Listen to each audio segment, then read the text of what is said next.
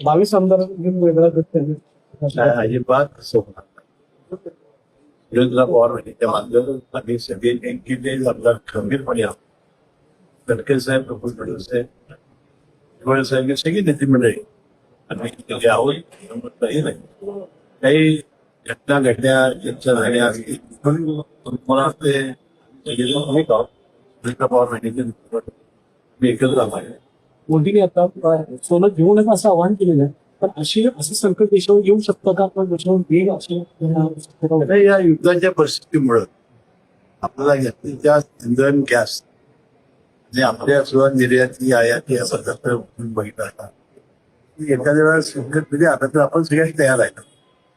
आपल्याला माहिती नाही देशातलं चंद्रशेखर मुख्यमंत्री पंतप्रधान होते, देशातलं सोनं आपण लंडनला ठेवलं होतं नंतर एकदा शुक्रवारी का सोमवारी भातच खायचं नाही असं लालबहादूर शास्त्री सांगितलं. असे ज्या ज्या वेळेला संकट येत त्यावेळेला देशाचे प्रमाण आव्हान करतात जनता ते आपण मदत करत असतो.